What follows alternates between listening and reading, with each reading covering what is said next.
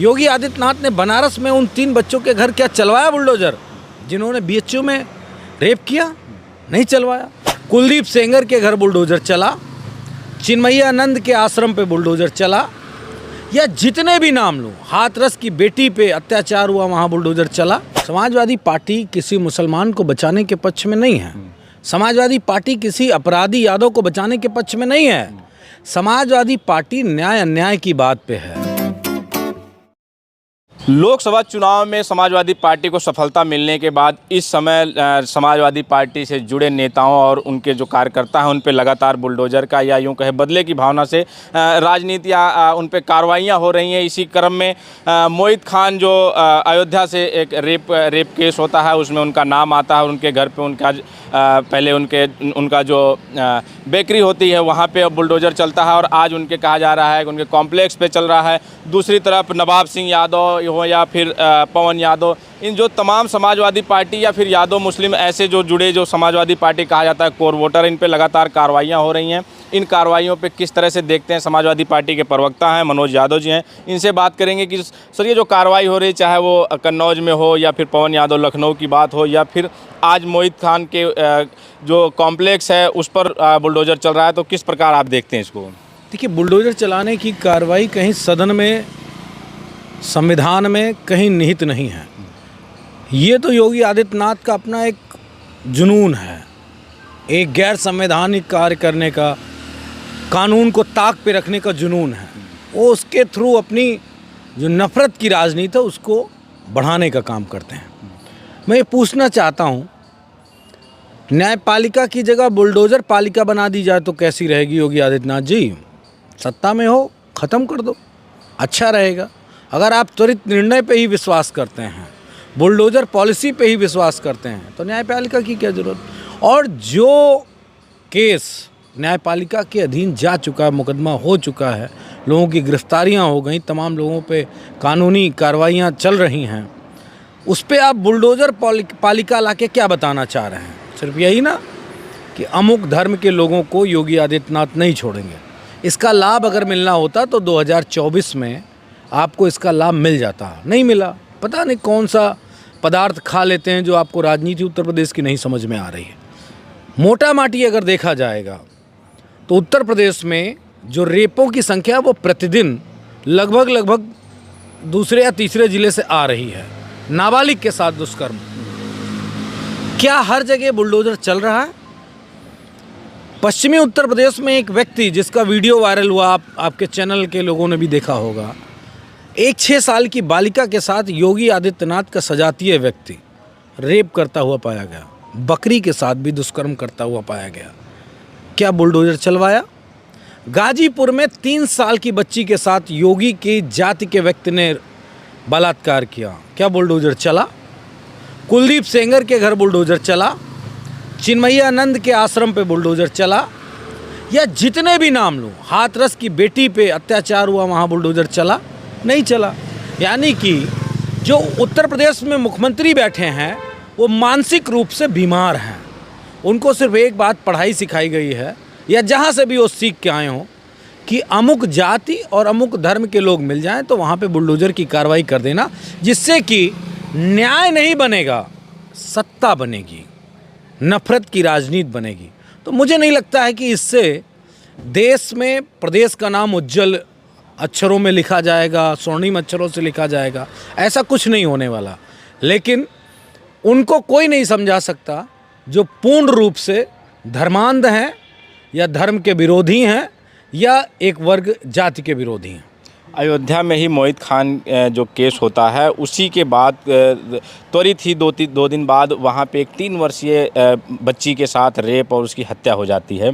वहाँ पे ना तो मीडिया में इतनी उस मुद्दे की इतना टीआरपी होती है, ना उस पर इतना इस तरह से बढ़ा चढ़ा के दिखाया जाता है, ना वहाँ बुलडोज़र की कोई चर्चा होती है, ना उस पर योगी आदित्यनाथ या सरकार की तरफ से, प्रशासन की तरफ से इतना कोई एक्शन लिया जाता है। तो क्या लगता है कि ये सिर्फ समाजवादी पार्टी से जो जुड़े यादव या मुस्लिम हैं या और जो जिनका नाम समाजवादी पार्टी से जुड़ता है ऐसे ही लोगों पे कार्रवाई हो रही है, बदले की भावना से हो रही है? समाजवादी पार्टी का रुख स्पष्ट किए दे रहा हूँ। समाजवादी पार्टी किसी मुसलमान को बचाने के पक्ष में नहीं है। समाजवादी पार्टी किसी अपराधी यादव को बचाने के पक्ष में नहीं है। समाजवादी पार्टी न्याय अन्याय की बात पे है। अगर समाजवादी पार्टी ने मांग की कि हमारे नगर अध्यक्ष का डीएनए टेस्ट करा लो, चूँकि वो बालिका प्रेग्नेंट हो गई, अगर प्रेग्नेंट हुई तो डीएनए चेक होना चाहिए ना कि उसके पेट में किसका बच्चा है। और अगर वहाँ के लोकल लोग, अधिकांश लोग आरोप लगा रहे हैं कि उसकी बेकरी में काम करने वाले व्यक्ति के साथ उसके संबंध हैं, ऐसी बात सामने आई है, तो निश्चित तौर पे उसकी जांच होनी चाहिए।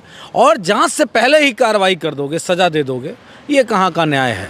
और मैंने कई इसीलिए उदाहरण दिए, गाजीपुर का उदाहरण दिया, पश्चिमी उत्तर प्रदेश का उदाहरण दिया, हाथरस का दिया, उन्नाव का दिया, प्रयागराज का दे दूँ, आजमगढ़ का दे दूँ, जिस ज़िले का कहो उस ज़िले का मैं उदाहरण दे सकता हूँ। योगी आदित्यनाथ ने बनारस में उन 3 बच्चों के घर क्या चलवाया बुलडोज़र, जिन्होंने बीएचयू में रेप किया? नहीं चलवाया। तो Yogi Adityanath selective chief minister हैं। खैर, उनकी नफरत जग जाहिर है, ऐसी मानसिकता रखने वाले व्यक्ति हो सकते हैं। तो योगी आदित्यनाथ को इसीलिए मैंने मानसिक रूप से बीमार व्यक्ति कहा है। इस तरह की कार्रवाई सत्ता, संविधान की शपथ लेके मुख्यमंत्री जैसे पद पे बैठ के कोई व्यक्ति नहीं कर सकता। ये सिर्फ योगी आदित्यनाथ आरएसएस की क्लास के लोग कर सकते हैं। क्या लगता है कि जो प्रशासन है वो मुख्यमंत्री को खुश करने के लिए, और या मुख्यमंत्री जिस तरह से जो है किसी भी अपराधी पे उस पर सिद्ध होने से पहले, न्यायालय से पहले वो स्वयं उसको अपराधी सिद्ध कर देते हैं।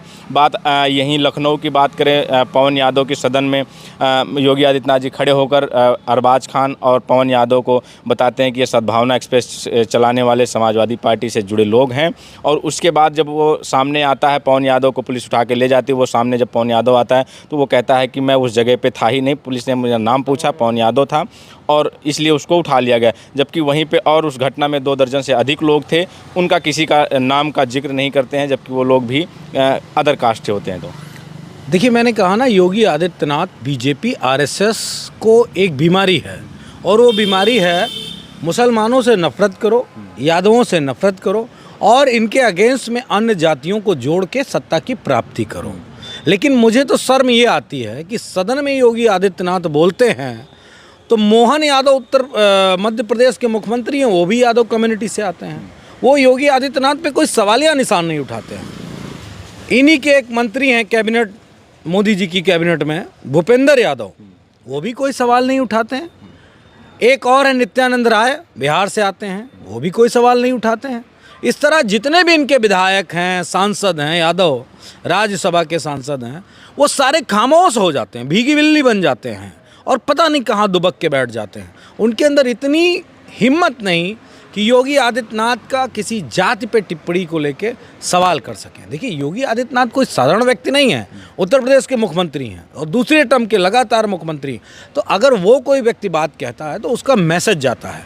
बीजेपी के यादवों को लानत भेजता हूँ आपके चैनल के माध्यम से, जो अपनी कम्युनिटी के लोगों को अपराधी बनाने के लिए, गाली सुनवाने के लिए, उन पे अत्याचार करने के लिए बीजेपी की राजनीति करने वाले नेताओं को ये अपनी आंखों से देखना पड़ रहा है और सब कुछ सुनना पड़ रहा है, उसके बावजूद भी कोई उनके न्याय की आवाज़ नहीं उठाते हैं। अच्छा, आपको क्या लगता है कि जो भाजपा के नेताओं को जो यादव फोबिया है, चाहे वो चीफ मिनिस्टर हों या फिर उनके प्रवक्ता हों या उनके नेता हों या उनके उप मुख्यमंत्री हों, जिनको देखो यादवों से इतनी नफरत किस लिए है? यादव क्या इनके लिए, इनको लगता है कि ये बाधक है इनकी कुर्सी में? निश्चित तौर पे, चूँकि हम अगर बिहार की जातीय जनगणना के आंकड़े, जातीय सर्वे के आंकड़े देखें तो यादवों का नंबर बिहार में 14.26% है टोटल आबादी का। ये बड़ा नंबर है। किसी भी वर्ग का, किसी भी जाति का, किसी भी धर्म के लोगों को अगर देखा जाए तो सबसे बड़ा नंबर है। कमोबेशी उत्तर प्रदेश हो या मध्य प्रदेश हो या बिहार हो, राजस्थान हो, और उत्तर भारत के खासकर राज्यों में अगर देखा जाएगा तो बैकवर्ड में भी सबसे बड़ा अगर कोई नंबर है तो वो यादवों का है। बीजेपी को डर है इस बात का कि आज राजनीतिक रूप से, शैक्षणिक रूप से और आर्थिक रूप से, सामाजिक रूप से, जिस भी स्तर पे देखा जाए, हर जगह यादव उनको कंपटीशन देता नज़र आ रहा है। बैकवर्ड में कम्युनिटी जो दूसरी है, जो पटेल कम्युनिटी है, कुर्मी बिरादर है, वो भी उनको कंपटीशन दे रहे हैं, मौर्य कम्युनिटी के लोग दे रहे हैं, और भी जो हमारे बैकवर्ड के साथी वो दे रहे हैं।